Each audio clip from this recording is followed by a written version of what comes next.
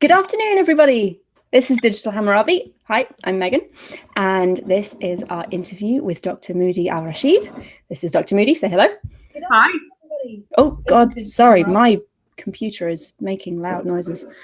Let's mute that. There we go. Sorry. Now I can hear you, but I can't hear myself, which is always a benefit because that gets very confusing very fast and probably very annoying for everybody watching. So we'll try that again. Hi, everyone. I want to apologize. I scheduled this interview originally on Friday, which was completely wrong. That was 100% my fault. Yeah, I was obviously half asleep when I set up the live stream. So there were people here waiting, and I'm really, really sorry that I didn't realize and come in and tell you, nope, my bad, it's at the weekend. And then we had to move it yesterday. So today we're doing it. Thank you all for your patience, and hello, everybody. And if you are watching and you enjoy what you see, please hit the like button. And if you have questions, Josh is sitting in the chat. So ask him the questions and he will send them through to me. Yeah, I think that's everything we were going to do to get started. So this is Dr. Moudhy Al-Rashid, Moudhy. She is a postdoctoral fellow at Oxford at Wolfson College. And she does some really awesome research. She works on medical texts and mental health in Mesopotamia, which I know absolutely nothing about. So this is going to be really interesting for me and hopefully really interesting for you. So Moudhy, I'm going to start with, if you'd be able to give us like a brief introduction to yourself and why you got into Assyriology. Sure. First of all, thank you so much for having me. And thank you to everyone for being so flexible about my having to reschedule yesterday. I really appreciate it, and I hope it will be interesting. So I got into Assyriology by random chance. I did philosophy as an undergrad at Columbia, and then I was supposed to go to law school. But I took a one-week class on the book in the ancient world at the London Rare Book School in London. And the first day was a lecture by Dr. Irving Finkel, who is, yes, I love him. Everyone loves him. Amazing. Who is a curator at the British Museum.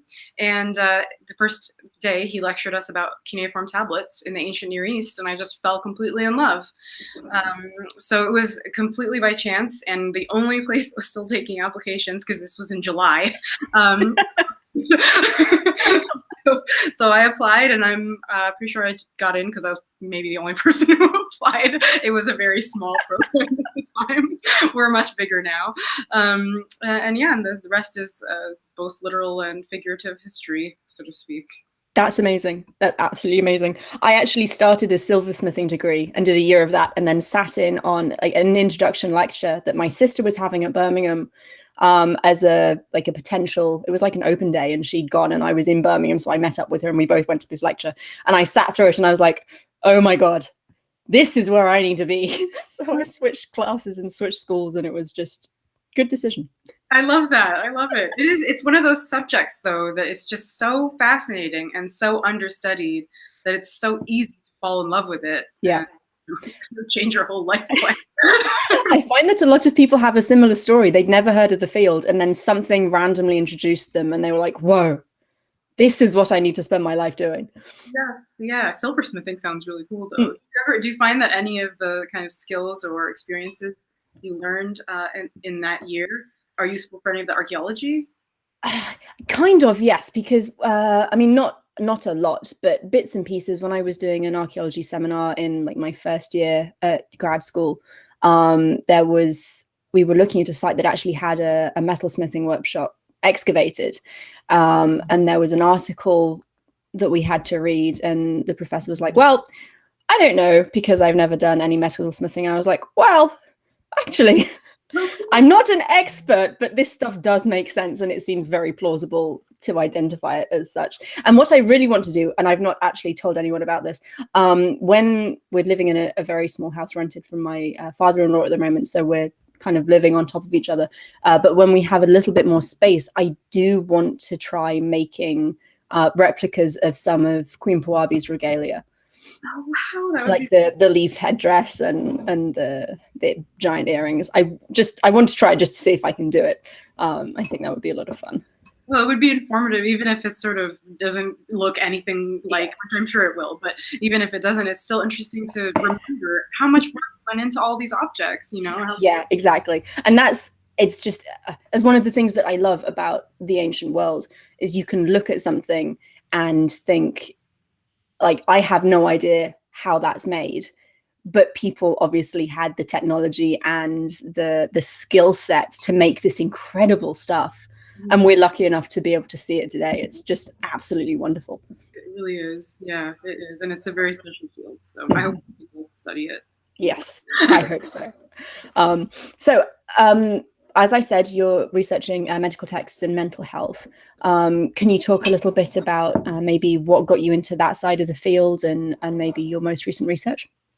Sure. So again, with a sort of plot twist theme that we have going in my career, I was originally going to look into legal history because I was interested in law at the time. But I realized that medical texts hadn't been explored from the perspective of mental health issues in a systematic way. There had been a few articles written about mental illness in the ancient world that touched on the Akkadian language texts, and then there were a few works by, I think it was Kinnear Wilson, who I first encountered, writing specifically about mental illness in Akkadian medical texts, but it was so unsystematically done. And it was essentially retrospective diagnosis saying, well, this is our modern disease of anxiety disorder, so let's just project that extremely arbitrary cluster of symptoms onto the ancient texts, even though a completely different set of information is available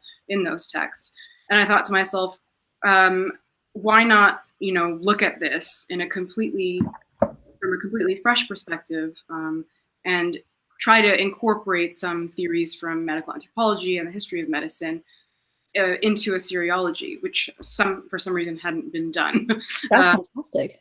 Yeah, so that was what sort of intrigued me first, sort of the bite. And then as I started researching it for my MPhil first and then my doctorate, I realized why no one had written on this.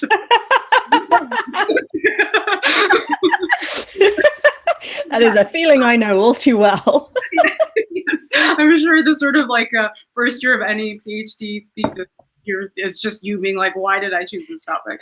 I'm completely insane. There is no way on earth I can do this. Exactly. And then as you sort of write and look in a little bit more depth, you realize, okay, there is enough information to write something meaningful on this. So that was what sort of inspired me to do to look at mental health, was that I found the medical text fascinating, but it hadn't really been explored in a meaningful way, or in a way that could be sort of accessible to other disciplines. I think is so important, because conversations across disciplines are what move all fields forward, I think. That's fantastic. So have you, this is a complete tangent already, have you done a lot of cross-disciplinary work with it, or is it still just kind of laying the baseline of what you have? I've done cross-disciplinary work in the sense that I have looked at a lot of texts in medical anthropology. And the reason I chose that route was because the way that symptoms and illness are written about in the Akkadian medical text is so wildly different from how they are written about in the kind of Western biomedical model. That I was kind of looking for parallels and for guidance as to how to write about something so different from what one might experience day to day in health and mental health in sort of the West. So that's why I decided to look at a lot more medical anthropology rather than sort of trying to find parallels in ancient Egypt or ancient other parts of the ancient world. I thought it would be more informative to look at how mental health has been looked at, just more generally. So in that sense, it's been a little bit more interdisciplinary. After starting my postdoc, I've been a lot more exposed to a lot of sort of talks and papers on mental health in the ancient world more generally, which has then kind of built on that theoretical foundation in my PhD. That's fascinating. So what kind of texts do you have to work with that you can kind of use to get at mental health in the ancient world? So well, a lot of people ask this and they think maybe there's like one or two medical texts, but as I'm sure you know, but I will say anyway, there are literally thousands. So there's no shortage of material. They get divided into kind of easy to reference categories, which I think help both with research and teaching them. But we have a very kind of well edited, well translated corpus of diagnostic texts that we call the Diagnostic Handbook. It's basically a canonical series of diagnostic texts. That is to say, texts that give symptoms and a diagnosis, no treatments. And that is made up of 40 tablets divided into 6 chapters, and they cover everything from sort of diseases of the eye, headaches, fevers, epilepsy, to gynecological problems. And then there's like a few tablets dedicated to just specific diseases across the board. And the middle bit of it is arranged from Mexico as well. So there is a lot of systematization within the work itself. So that's the kind of diagnostic bit, which has a very well-tracked textual history that's being added to every day. Matthew Rutz at Brown University doing a lot of work on Middle Babylonian medical diagnostic texts, because the main series that we have is from the first millennium BC, so quite a bit after. Well, Neo-Assyrian, Neo-Babylonian texts are our best manuscripts for this corpus. And then there's also a therapeutic handbook that's kind of parallel to that, written by the same scribes, most likely. It's certainly copied by the same scribes, but we're still putting that together. We found a catalog to it that lists all the tablets and chapters, but we haven't found sort of everything that belongs to that catalog. Right. But in addition to that, there's a sort of a rich corpus of therapeutic texts which look at which are quite varied. You can have one that's a really long symptom description with a really short therapy. You can have ones that it's just really one line of symptom description and then an extremely complicated therapy. And these are interesting because often the therapies will combine kind of supernatural treatments with natural treatment. Modern categories, but you'll have an exorcist. The ash is the Akkadian word for it, but that's often translated as exorcist, looking at the ultimate supernatural cause of an ailment. And then a su, the physician, is how we translate that. Again, quite problematic, but not yet. Administering sort of salves and concoctions in beer, that sort of thing. So the diagnostic and therapeutic texts are the main sources that I have looked at. Fantastic. And so my very limited understanding of health generally in the ancient world is that the causes of ailments were generally thought to be spiritual, like you've angered a god or a goddess, or a particular demon is attacking you. Does that hold true for mental illness as well? Yes, yeah, and I mean, I think it's sort of true of everything in ancient Assyrian Babylonia, whether it's political events or financial loss or medical issues. Everything has an ultimate supernatural cause. In the realm of medicine, which would then include mental health, you sort of I like to think of an analogy to the immune system. So everyone has a personal god that's supposed to protect them. If you've angered that personal god, the immune system, they abandon you, and then you're left without this. You're left vulnerable to all these other supernatural causes, whether it's the great gods, Anu, An, Ishtar, or demons whose sole purpose is to terrorize people's health, or ghosts. There are a lot of ghosts in the medical text, which I did a Twitter thread on the other day. So the abandonment, as you said, angering your personal god or angering a specific god can lead to medical problems, or can leave you vulnerable to a snake bite or a fever. So there are these two levels of the supernatural, the ultimate supernatural cause, and then there's a recognition that there's also a natural cause, and both of those are what need to be treated when someone falls ill. Fantastic. So that kind of addresses why you need two different professional healers, kind of. You've got the Ashipur and the Zu, so you get the physical and the spiritual addressed at the same time. Exactly. And even sometimes a third, the Baru, the seer, who can read other signs that are, whether it's en route to treat a patient or in whatever the circumstances are of the treatment, that can say, oh, I'm not sure about this. It's gonna be fine. So yeah, there's quite a bit of teamwork going on amongst medical professionals. Excellent. So can you, when you're looking through these texts and reading the symptoms and the treatments, can you kind of recognize similarities between ancient ailments and the things that we have today? Yeah, absolutely. With a caveat, which is that, one never wants to try to see modern ailments in the ancient texts in the sense of whole diseases like epilepsy or depression. Mm-hmm. You still get a lot of overlap in the symptoms that get described.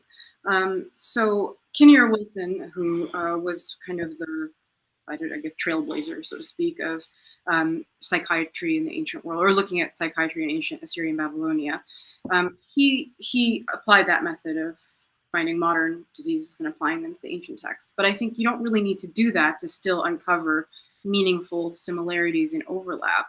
And a lot of the things that we suffer from in terms of mental health issues, you do find windows of that or snippets of that in the Akkadian material. Oh, sorry. Sorry. You woke up. Oh my goodness, so sweet. I'm actually looking at gynecological and pediatric texts. Let's talk about that instead. So you do find sort of depressed states getting described, anxious states getting described, sleeplessness, talking to oneself, a lot of things that you find associated with mental health issues today were suffered from in the ancient world as well, and were deemed medical. They were deemed important enough to write down in a quite an important corpus of texts. So does it seem as though there isn't this division that you often see in the modern world between physical ailments being maybe seen as more real or more valid, and mental health issues are something that you make up, or you're just not trying hard enough, or something like that? Yeah, certainly. I mean, I think that this kind of division between mind and body, let's say, or soul and body, that has kind of led to the separation in the way we look at mental health problems versus physical health problems. I don't think that obtains in the ancient Assyrian and Babylonian corpus. I think there was more of like a continuity or a continuousness between physical and mental. And you see that in a lot of metaphors for the way things are written about, and you see it in a mix of symptoms. So you'll have, for example, anxiety grouped with a lot of stomach problems, even chills or vertigo, that sort of thing. How interesting. Physicalized. Yeah, that's fascinating. Yeah, and there's no, evidence that there were, different from. There's no difference that they were seen as. There's no evidence that they were seen as different from physical ailments. They were just sort of and treated all together. Sorry. That's okay. Hey. He decides he's hungry, and then he stops, and then he cries because I decide that I should put my clothes back on. Hi. Probably also like, what? Who is that strange person? Say hi. Oh, how old is he? 11 months? Huh? 11 months old? Or 9. 9? Oh my goodness. Hey, look. I'm going to have to give you back to Daddy. Oh, sorry. So can you use at all literary texts are there any like symptoms in literary texts? Can you see how maybe mental health is written about there, or is it just not, does it just not happen?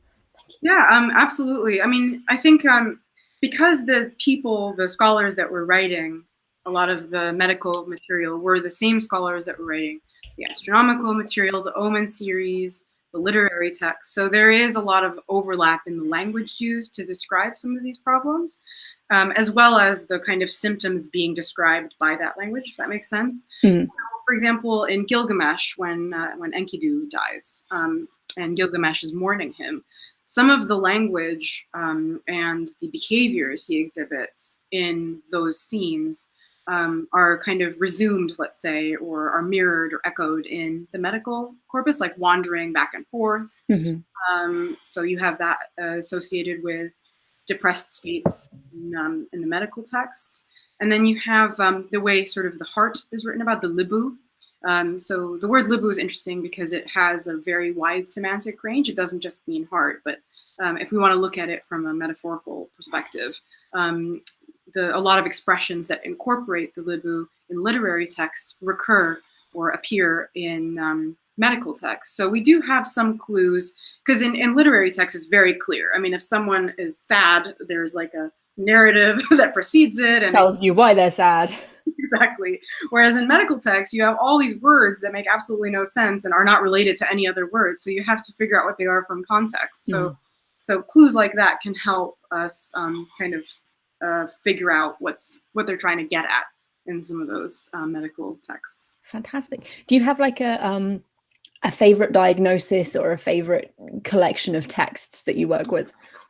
Not really. I mean, I think I've suffered from depression in the past, so I feel a kind of affinity to, I guess, let's say, descriptions of symptoms that cluster with depressed states, because in a way I see myself in those texts, and I see some of my loved ones who've also had similar problems in those texts. And there's something about that really humanizes the people behind the material, as well as the people that they're writing about. You know, it kind of, I mean, when you study history, there's this, I mean, obviously time distance between you and your sources, but there's also a physical distance and a kind of remoteness in the way things are written about that is, you know, a little bit, that keeps you at arm's length, so to speak. But when you read some of these sources, you think to yourself, wow, there are really human beings behind these sources. I mean, they were human beings that were suffering, that thought to themselves, wow, I mean, we're suffering enough that we need to write about it and treat it. You know, it wasn't just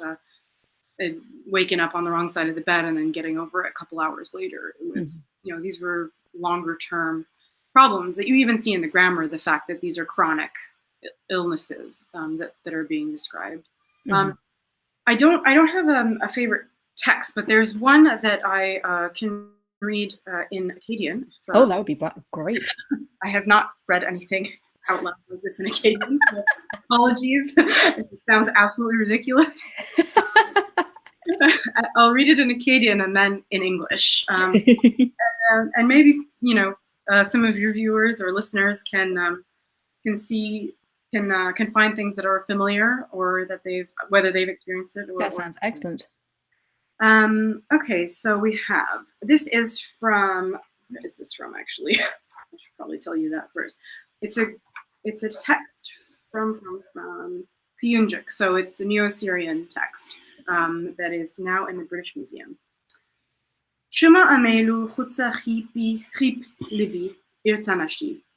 Minatushu itanashbaka. Lishanshu itanabbit. Lishanshu unashak. Uznashu ishaguma. Qatashu ishamammashu berkashu kimtsashu. Ikassashu reshlibishu itanazqar. Anasinishti alaki muttu. Kurbashu imtanakusu. Ikabbir. Ibakhu. Ru'ta inapishu itanaddi. Namelushu ina akali shukul. So that means, if a man becomes increasingly depressed, and depressed literally is heartbreak, his limbs are limp all the time. His tongue is always swollen. He bites his tongue. His ears buzz. His hands are numb. His knees and legs cause him gnawing pain. His epigastrium continually protrudes. He is not able to have intercourse with a woman. Cold tremors afflict him repeatedly. He is in turn fat and thin. He continually salivates from his mouth. That man was given bewitched bread to eat. So you see like a mix, right, of mental symptoms and physical ones. You have that's really interesting combination. Yeah, fascinating. The way that they write it, and a lot of these are consistent. So Yeah. buzzing ears, numb limbs and hands, those are often described with heartbreak or depression, as it's translated here. Oh, by the way, this is from an excellent resource. Excellent. Corpus of Mesopotamian anti-witchcraft rituals. So yeah, so I mean, I think that's a nice example of how there is a continuity a bit between mental and physical, and that wasn't strange at all. That was quite, that was the way it was written about. That is really interesting, and at least for me, I can really see how trying to map modern understanding of health onto ancient texts must be incredibly problematic, because using that description, I don't think any modern person would necessarily think, oh, that person is depressed. Mm-hmm. But that's absolutely fascinating. Yeah, absolutely. And I think that's why sort of retrospective diagnosis is so problematic, because the kinds of information that are grouped together in the ancient material would never match up to the way we group things together in Western biomedical models. I don't know why I say we, I'm not an actual doctor, but what we're familiar with. So yeah, you're absolutely right. It's kind of impossible. That's fantastic. Thank you for that. I'm going to pause now. If we have any questions, Josh, can you send them through to me? Oh, he sent me a couple already. That's probably questions. Here we go. Oh, we have a super chat from Brant. He said, I said I would if I could, so here is some money. Brant, thank you. We appreciate your money. Biblical history skeptics. A question for Dr. Al-Rashid. Do you think that Gilgamesh's character is purposefully designed to reflect narcissistic personality problems earlier in the story with his vile behavior? Ooh, interesting question. I think that the character he is at the beginning is intended to show a kind of hubristic, prideful, cruel, even person in power. So in a way, there are some parallels to what we might call narcissism today, or maybe megalomania, or something along those lines. So certainly that is part of the picture that the author tries to paint at the beginning, partly in order to show the evolution of the character until throughout the epic, until the end, where he comes out as a much more just king, experienced and a better person.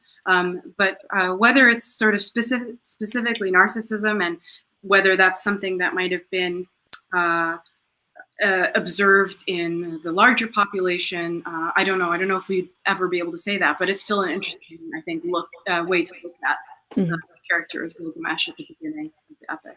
I think if you look at a lot of, especially Neo-Assyrian kings, but actually if you just look at royal inscriptions in general, I think a lot of the kings would reflect behavior that we would call today narcissistic.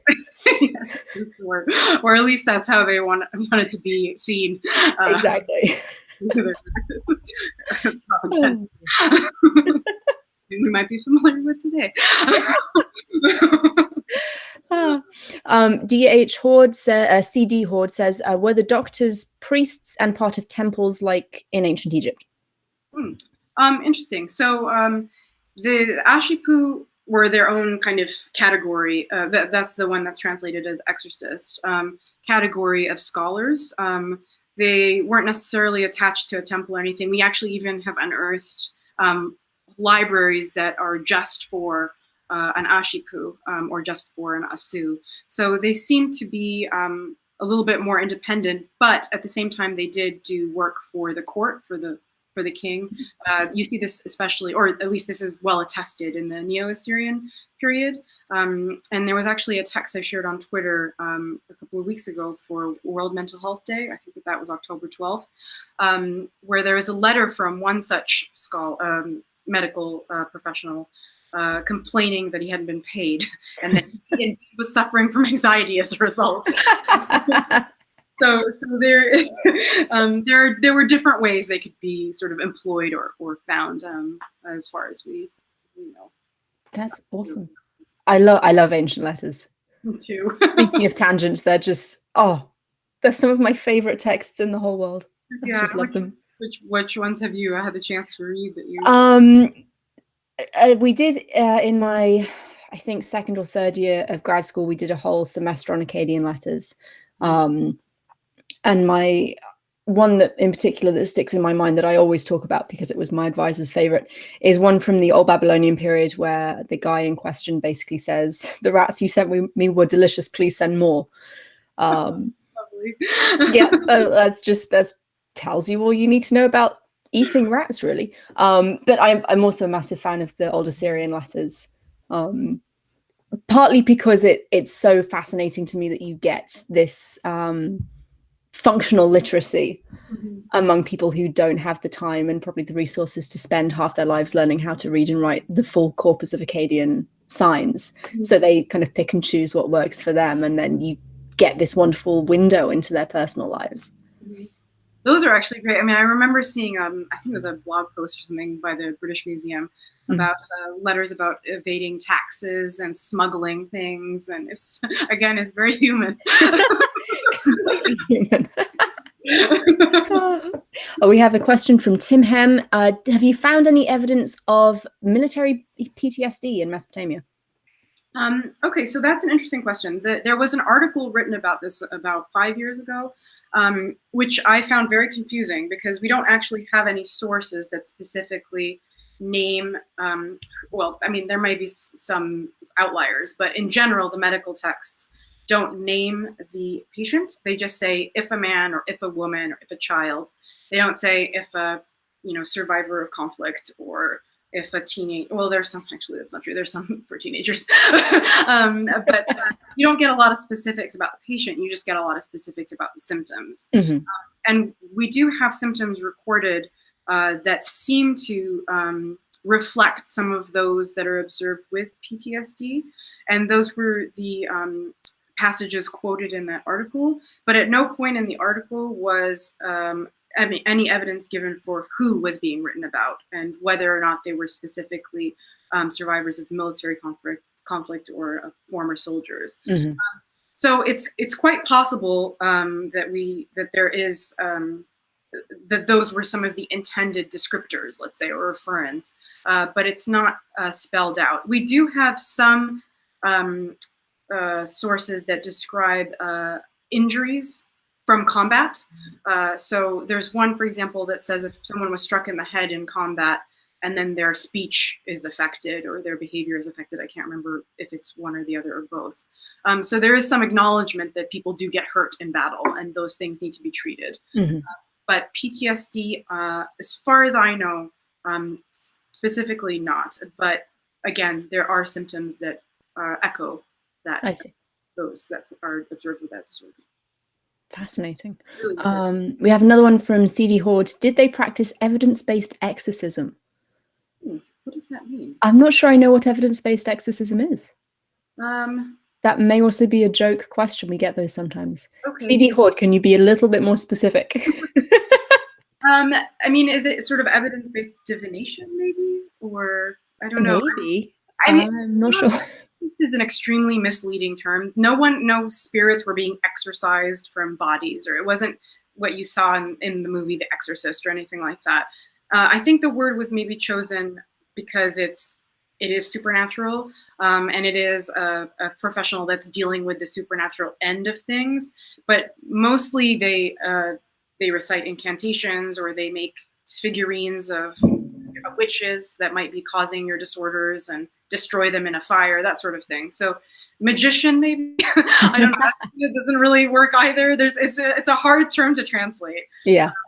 So I don't know that exorcisms were sort of carried out the way that we've seen them in kind of the Christian tradition, but certainly divination, so the practice of trying to read signs in the earth and predict the future accordingly, I would say that was evidence-based. I'd agree with that. Most definitely. Evidence-based and exhaustive. Very, yes. If anyone ever reads, we should do a show on it one day, actually. If anyone ever reads any kind of divination texts, every single possible permutation of a sign is given along with the outcome. They're very thorough. Very, yeah. And they're thorough in a systematic way. So if different colors are being observed of a medical symptom, for example, a boil, they'll cover all the colors, even though there's no way someone's going to have a purple boil. Or, you know. If we still want to just make sure, we'll just stick that in. Just in case. Yeah. We need to be thorough, so we'll put it in there. We have a question from Beej. Was there any mention of what sounds like plagues or outbreaks? So I don't know as much about that, as much as I should know and would like to know. But I do know this has been written about. I can find the reference for the viewer after we finish and sort of share it on Twitter or whatever other. That would be great. I can actually tag Beej on Twitter as well, so that works.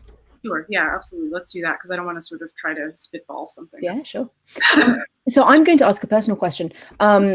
What kinds of treatments do we see for different medical issues? I mean, I know you said there are like spiritual treatments and physical treatments that are combined together. So I guess two questions. What kinds of treatments, what did this look like? And were these two facets of medicinal practice, like would you have the Asipu and the Azu turn up at your house at the same time? Would you make a different appointment on a different day for each doctor? How did that work? I mean, we don't have like, as far as I know, sort of direct descriptions of exactly how medicine was carried out, but we do have enough descriptions of therapies and other aspects of it, you know, medical professionals purchasing objects or writing about things in letters, that sort of thing, to say that it's likely they work together. Most therapeutic texts will combine two kind of levels. Let's say if therapy, you'll have, you know, sort of stones, amulets, incantations, statues, or figurines, alongside herbs or herbs. I don't know, my husband likes me to say herbs, but I use whatever you want me to say that word. We're a bilingual household. American English, British English, it's all good. Okay, good to hear. Salves, you know, all sorts of things being put into beer, most likely because beer was probably cleaner than water, or it might have served some other function. So they were carried out together. So that's why we think that these people worked together to treat illness. It wasn't like, oh, I have a headache, so I'll just go to the Asu today, or I have a cut. Why did I get a cut? I got a cut because I messed up spiritually, so I have to have everybody dealing with this cut, or this snake bite, or, you know, toothworm or whatever. But yeah, I mean, and the therapies don't always make no sense. So some of the therapies for stomach ailments will involve quite a list of herbs, but including mint, which we know can help with stomach issues or digestive problems. Some of the stones used in gynecological texts, so for someone that's bleeding too much, I don't know enough about the actual stones or the geology of it, but they can help absorb water, so that might help prevent infection. So it wasn't like completely out of left field. There was quite a lot of matching up of you know treatments to the physical problem itself, alongside again the aspects that make less sense to us, like reciting an incantation to Shamash if you're exhibiting weird behaviors or if you're depressed. For some reason I can't hear you anymore. I don't know what happened. Oh, there you are. I managed to mute my microphone. There we go. So, I wave my arms around too much and I hit things, and then the microphone gets muted, and it's all a mess. I was just apologizing. I realized as I asked that question that actually we don't have an answer for half of what I just asked you. I was like, oh dear, that's not a good thing. That doesn't mean we shouldn't try. If we're wrong, at least there's something for people to be like, that's wrong, and here's why. Francis Bellotti, we've partially answered this question before, but I think it's worth covering again. Could you ask Dr. Al-Rashid how she got into Babylonian studies, and does she ever regret her decision and wish she did something more practical? I want to enroll in an academic program, but I'm nervous. That's a good question, and I think it's a question that deserves an honest answer because academia is challenging. It's tough. Yeah, especially now, when there's like less funding, and in England, at least, with the uncertainty surrounding Brexit and how that's going to affect funding. So I got into, just to repeat really briefly, I got into Assyriology because I took a 1-week class on the Book in the Ancient World at the London Rare Book School. And the first day was taught by Irving Finkel, who was the curator of the Mesopotamia collection at the British Museum. And I just fell absolutely in love. I don't for a minute regret it because it's a fascinating field. Every day I learn something fascinating, even if it's not to do with what I'm looking at, even if it's a course I'm teaching or a lecture I've sat in on. It is a field that is at its beginning in many ways. And so it's a field that you can really meaningfully contribute to. It's not like we're all just writing about the same 5 texts. There's so much material. But at the same time, there are, of course, practical considerations because there aren't that many jobs. It's a small field, so there aren't that many teaching positions. There aren't that many permanent positions. So if you want to look at the practicalities of it, it's quite challenging to have some certainty that the hard work you're putting in is going to actually lead to something in the future. But at any rate, even if I don't stay in academia or someone that goes into the field doesn't, you gain a load of skills that you can apply to many other careers. You learn how to research, you learn how to read critically. I would say in a kind of almost fanatical way. Like, I mean, everything has to be kind of checked, double checked, and thought about a million times before you commit it to a piece of paper.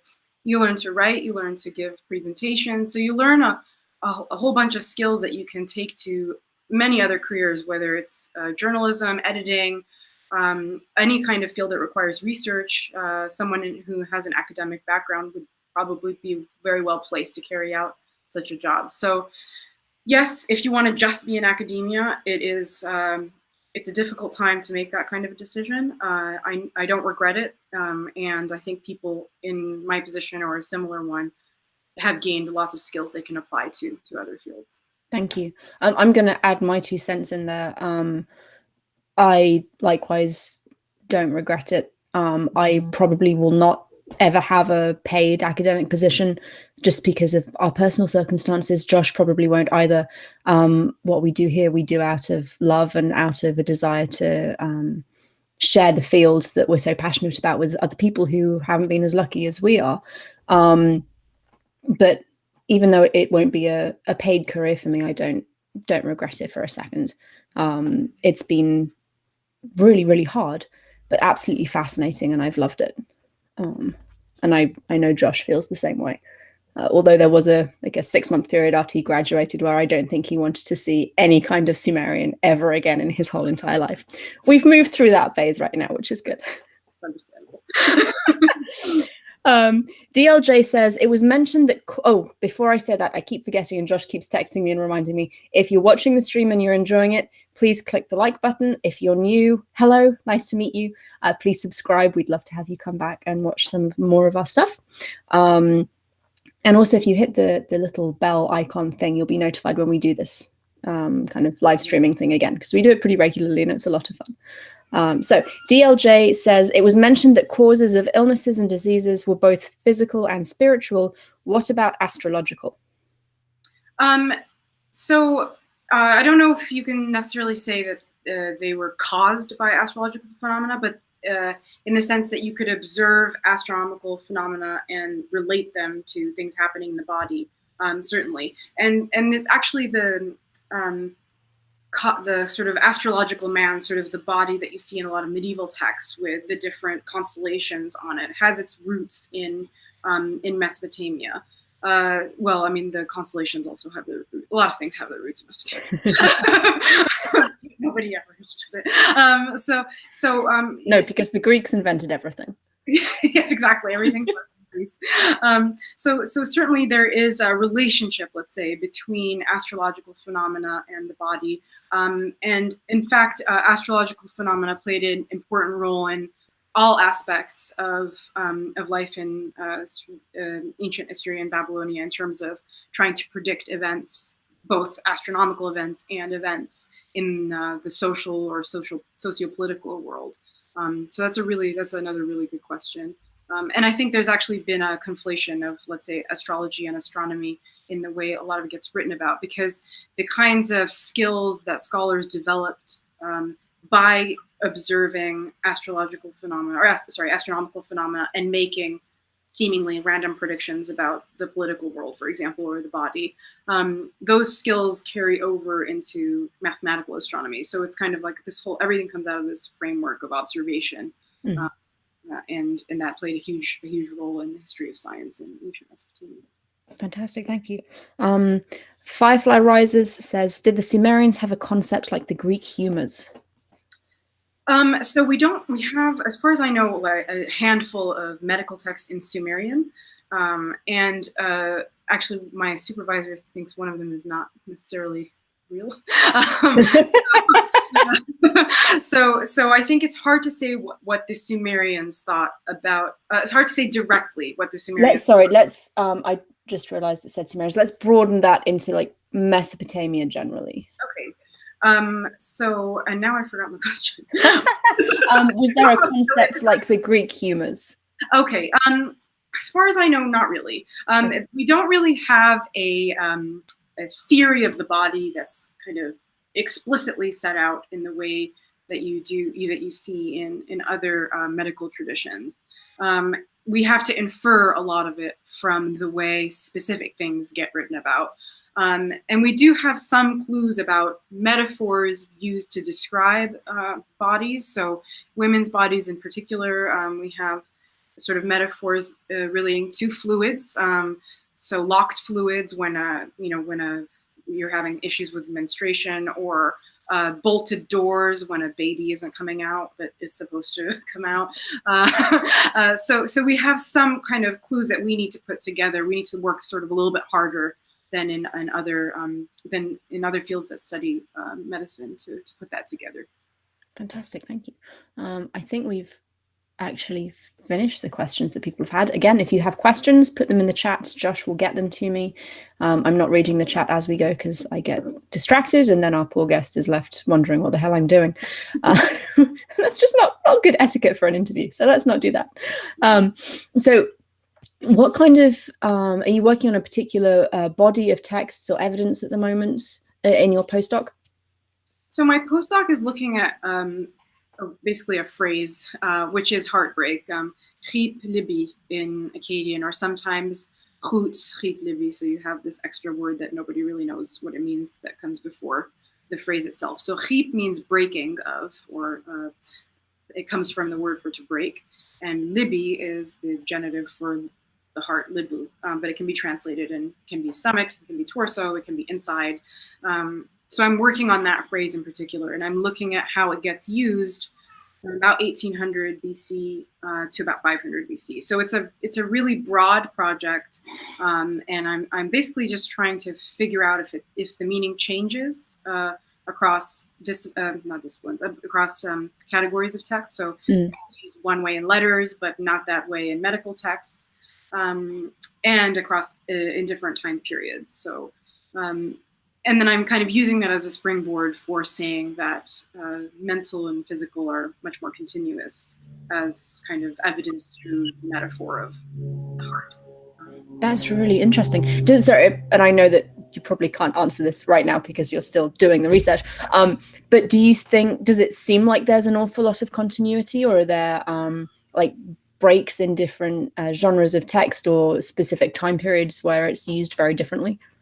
I think there is quite a bit of continuity, actually, and I think if we can accept that there is a lot of physicality in the way that mental health issues are written about, I think once we get over that kind of hump of assuming there has to be this separation between psychological and physical, or mental and physical, it's much easier to accept that whether we translate it as heartbreak in every scenario, it's still associated with other mental symptoms. It's associated with a kind of experience of anxiety, or maybe something you do actually feel physically in your chest. When someone is anxious or really sad, you feel like your gut is being punched, or you're having an anxiety attack, you have heart palpitations, and your heart, not palpitations, but your heart rate goes up, and it is a physical experience to some degree, even if it's easier to kind of separate it linguistically in English, one from the other. So I think there is quite a bit of continuity. But I think that it definitely needs to be explored further before anything. Excellent answer. We'll check back when you're done. Sounds good. We have another, well, this is less of a question, but more of a statement from Beej. She was wondering if there was a difference between men and women in medical opinions. Even today, it took them ages to discover heart problems are different between the sexes. And you were saying that there were some... the way of thinking about women was described in a particular way. Is that a broader distinction that you see across the medical texts?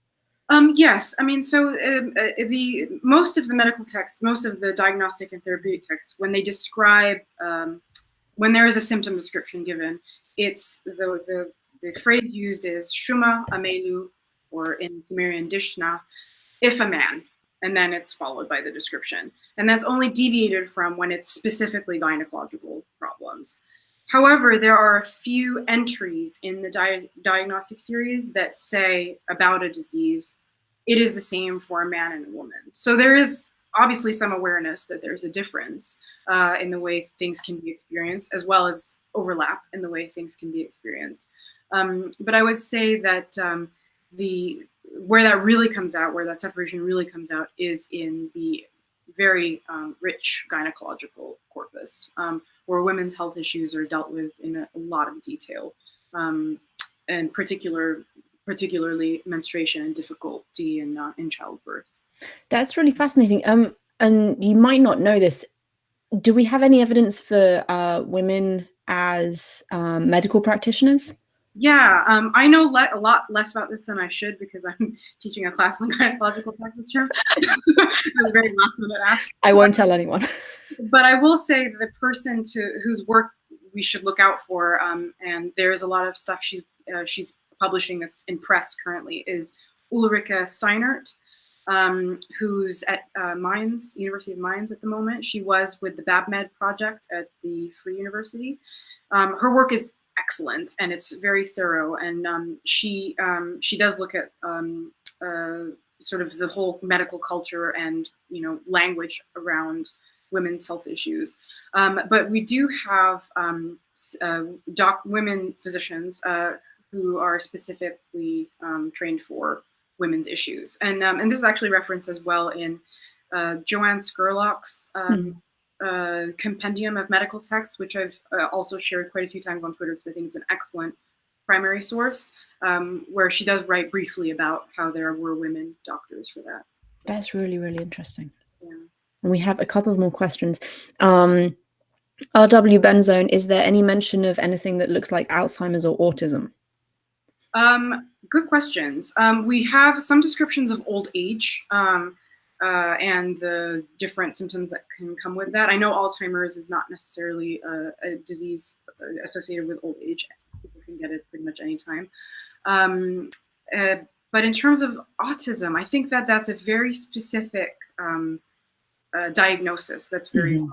And we're still, I think, if we're honest, trying to work out exactly. Still getting to grips with what it is.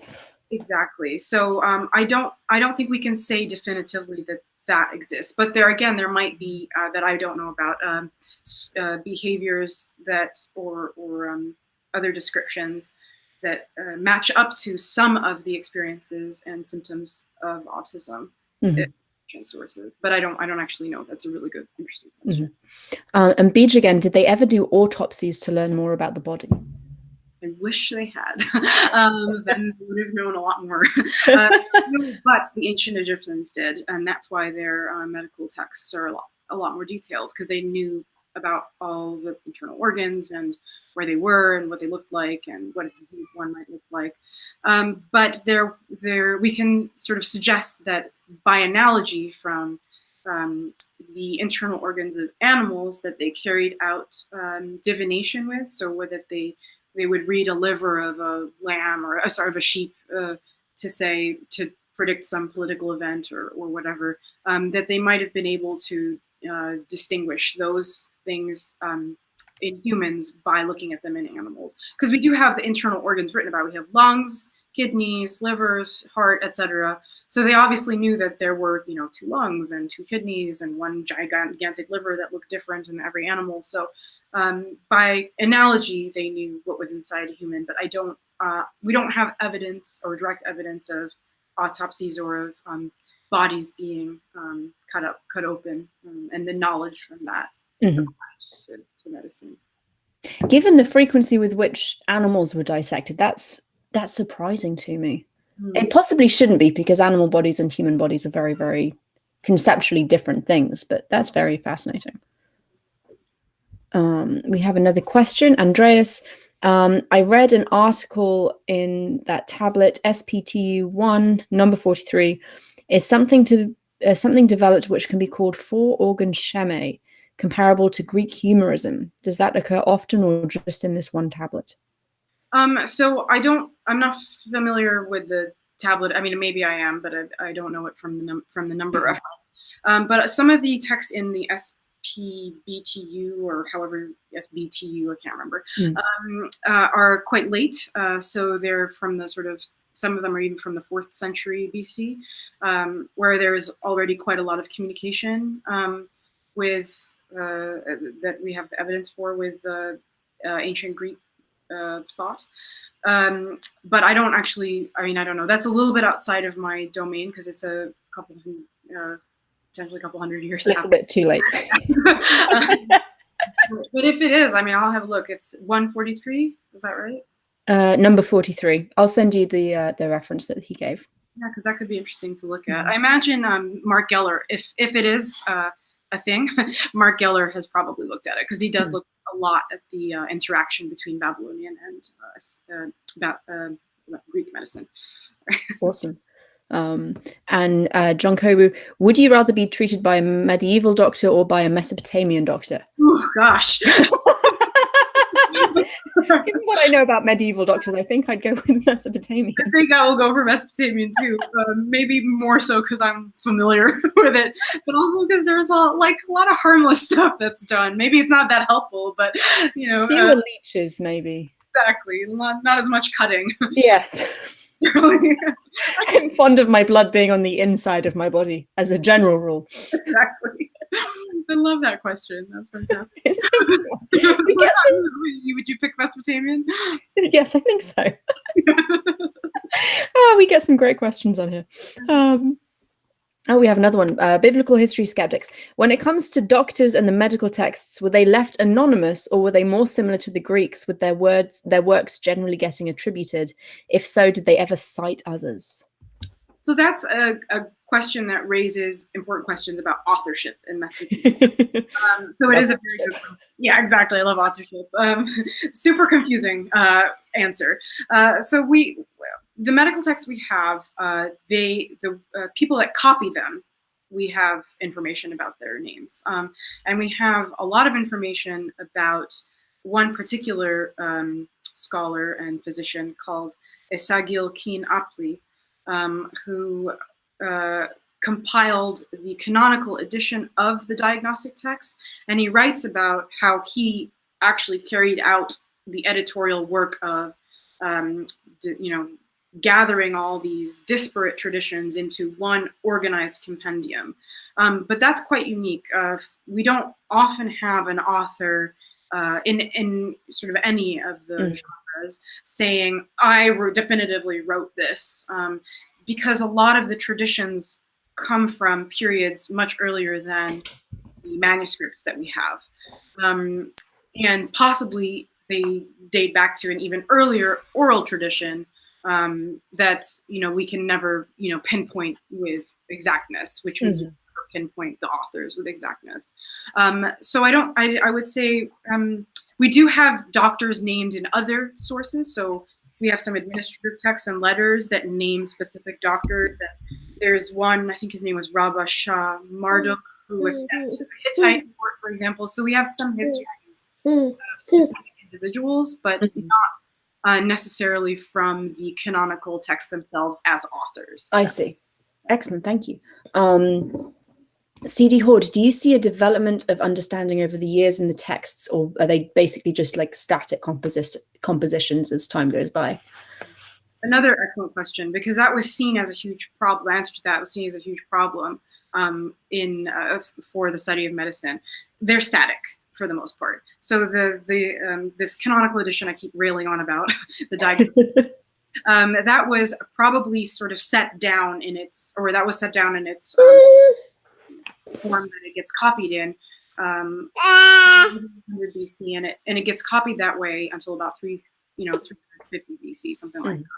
So it's unchanged, but it still gets cited. So we have evidence from letters, royal letters, for example,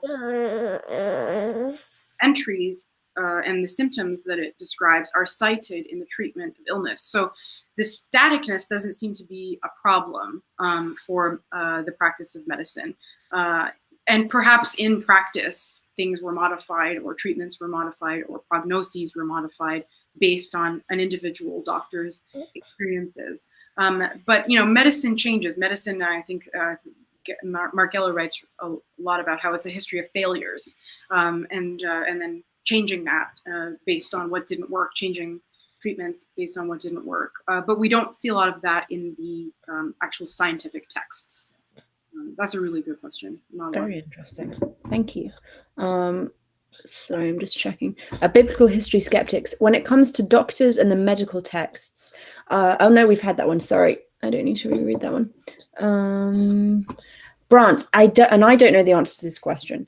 Were there any mass plagues in like the general Mesopotamian time frame that were notable? Or like, I guess like the Black Death or something. I mean, it's completely outside my field. I don't know. I think sort of similarly to how I answered a related question earlier, I would say I don't know enough to answer that question, but I recall reading about it. So I'm going to try to find the reference and share it. But you do have the concept and the word for plague. So you do have that referenced in, I think it's in Neo-Assyrian royal inscriptions or annals or something like that, where plagues are a thing that, a bad thing that can happen to punish enemies. And then you have, I think it's Era, the goddess. So the concept of plague does exist. So it had to have happened. Yeah. I just don't know specifically how to answer that. Sorry, he keeps stopping and blowing raspberries at me, which is adorable, but really not very helpful for eating or interviewing purposes, to be very honest. But adorableness does help. Hey, go on. So we are just over the 1 hour mark. I don't have any more personal questions to ask you, and the questions in the chat have abated somewhat. Is there anything that you would like to tell us about or share, or really interesting story that you have?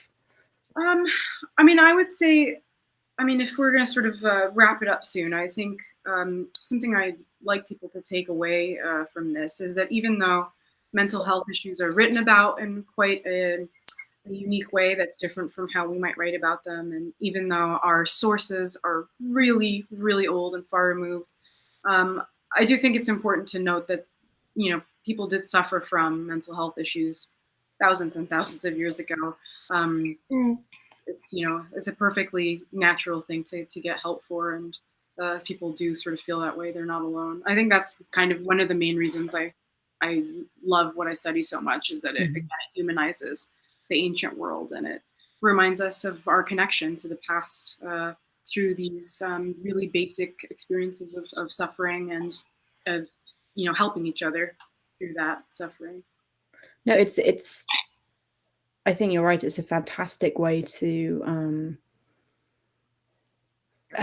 I don't necessarily want to say make the past relevant, because I think the past is relevant just generally speaking, but it really helps to draw a connection between us now in our very modern democratic, mostly, society, and a culture or cultures that are really completely alien to how we live at the moment, and how we think a lot of the time as well.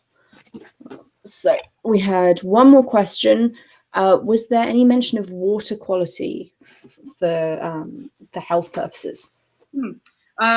In the medical texts themselves, not that I'm aware of, but we do have a lot of beer getting used in treatments, and so one of the possible reasons for that is that it was cleaner. There could have also been ritual reasons for that as well, but yeah, or just no specific reason. But yeah, that's a good question. I don't know enough about that and whether or not it was written about in a way that we can say for sure. Thank you. And we have, I'm going to call this the last question, everybody, because I know it's getting late for Moudhy and Oliver's going to start screaming quite soon. Were there any remedies that were unusual, like, I guess, out of the ordinary for what you would expect in medical texts? Not that I can think of. I mean, they all seem unusual to someone who's used to just popping a Panadol or a Tylenol when they have a headache, or putting a plaster or a Band-Aid on a cut. But they make sense sort of as a medical culture. I haven't encountered any serious outliers to the treatments that you see across the board. Sort of. Well, thank you very much. I am going to end that there. Everybody, thank you very much for joining us. If you have enjoyed the stream, please hit the like button, subscribe, and we will see you next time. If you are around this week, we are going to be interviewed on Craig Reed's channel tomorrow evening. I'll put a link in our description. And we're also on the Non Sequitur show on Tuesday, talking about ancient letters, my pet exciting project. Thank you all for joining us. This has been lots of fun. Moudhy, you're getting some fantastic comments in the live chat. Everyone has enjoyed this very much. So really, thank you for joining us. It's been absolutely fascinating, and I've had a great time as well.